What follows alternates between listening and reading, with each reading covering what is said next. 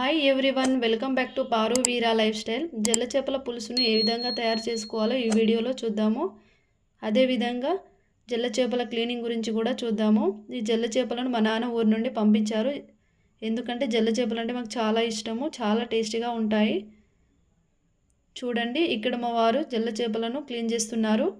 ఈ జల్ల చేపలు క్లీన్ చేయడానికి తవుడు మరియు బుడిదను యూజ్ చేసి క్లీన్ చేస్తున్నారు. వీటిని యూజ్ చేసి క్లీన్ చేస్తే చాలా బాగా క్లీన్ అవుతాయి. అదేవిధంగా ఫైనల్గా లెమన్తో క్లీన్ చేసుకోవాలి.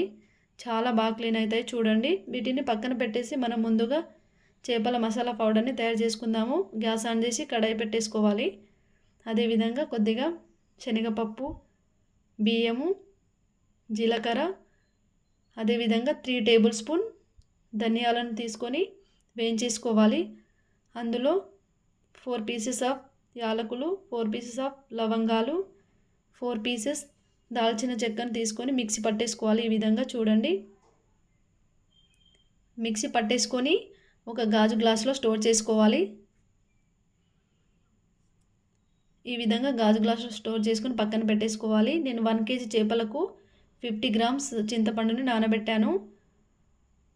ఈ విధంగా చింతపండు పిప్పిని, చింతపండు రసాన్ని సపరేట్ చేసుకోవాలి. చూడండి, ఈ చింతపండు రసానికి మనకు కావాల్సినంత వాటర్ యాడ్ చేసుకోవాలి. ఈ చింతపండు రసానికి ముందుగా 1 టేబుల్ స్పూన్ అల్లం వెల్లుల్లి పేస్ట్, 2 టేబుల్ స్పూన్ కారం, 1 టేబుల్ స్పూన్ పసుపు తీసుకోవాలి. వీటన్నిటిని ఈ విధంగా కలిపేసుకోవాలి. ఈ విధంగా కలిపేసుకొని పక్కన పెట్టేసుకోవాలి. 3 మీడియం సైజ్ ఆఫ్ టమాటోస్ని కట్ చేసుకొని మిక్సీ పట్టేసుకోవాలి. ఈ టమాటా ప్యూరీని కూడా ఈ పులుసులో యాడ్ చేసుకోవాలి. ఈ విధంగా మొత్తం అంతా కలిపేసుకొని పక్కన పెట్టేసుకోవాలి. ముందుగా గ్యాస్ ఆన్ చేసి కడాయి పెట్టేసుకోవాలి. కడాయి హీట్ అయ్యాక ఆయిల్ పోసుకోవాలి. చేపల కర్రీకి ఆయిల్ ఎక్కువ పడుతుంది. చూడండి, ఆయిల్ హీట్ అయ్యాక ముందుగా 1 టేబుల్ స్పూన్ ఓమ వేసుకోవాలి. అదేవిధంగా చిన్నగా కట్ చేసుకున్న ఉల్లిపాయ, పచ్చిమిర్చిని వేసుకోవాలి. వీటిని వేసుకొని ఈ విధంగా కలిపేసుకోవాలి. కొద్దిసేపు ఈ విధంగా ఫ్రై అవ్వనివ్వాలి. చూడండి, ఒకసారి ఈ విధంగా కలిపేసుకొని మనం ముందుగా తయారు చేసుకున్న పులుసును ఇందులో పోసుకోవాలి. ఈ విధంగా చూడండి,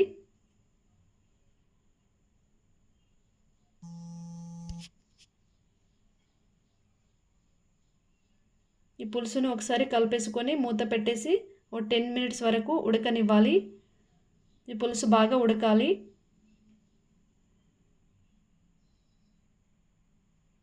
చూడండి, ఈ విధంగా బాగా ఉడకాలి. ఈ విధంగా ఉడికాక మనం ముందుగా కడిగి పెట్టేసుకున్న చేపలను ఇందులో వేసుకోవాలి. ఈ విధంగా వేసుకోవాలి.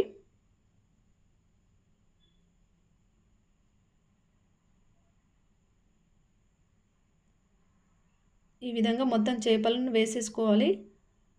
ఈ చేపలని పులుసులో వేస్తే కడాయి మొత్తం నిండిపోయింది. చూడండి, మెల్లగా ఈ పులుసును ఈ విధంగా కలిపేసుకోవాలి. కలిపేసుకొని మూత పెట్టేసేయాలి. మూత పెట్టేసి 15 మినిట్స్ వరకు లో ఫ్లేమ్లో ఉడకనివ్వాలి.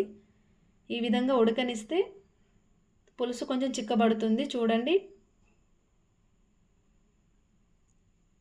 ఈ విధంగా చిక్కబడుతుంది. ఈ పులుసుకి సరిపడా సాల్ట్ అయితే వేసుకోవాలి. నేనైతే 2 టేబుల్ స్పూన్ వేసుకుంటున్నాను. చూడండి, 2 టేబుల్ స్పూన్స్ సాల్ట్ వేసుకున్నాక ఒకసారి కలిపేసుకోవాలి.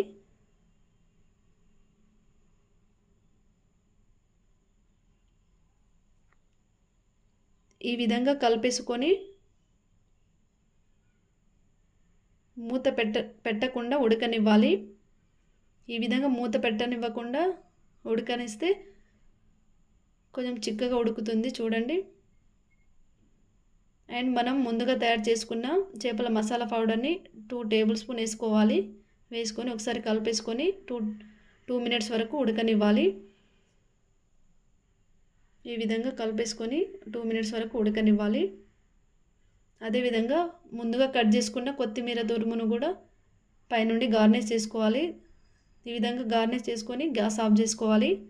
చూడండి ఎంత కలర్ఫుల్గా ఉందో, చూడడానికి చాలా యమ్మీగా ఉంది కదా. మీరు కూడా ఒకసారి ఈ విధంగా ట్రై చేయండి. ట్రై చేసి నాకు కామెంట్ చేయండి. ఈ పులుసుని రైస్తో, జొన్న రొట్టెతో, చపాతీతో కూడా తీసుకోవచ్చు. చాలా టేస్టీగా ఉంటుంది. ఈ వీడియో కనుక నచ్చితే లైక్, షేర్, సబ్స్క్రైబ్ చేయండి.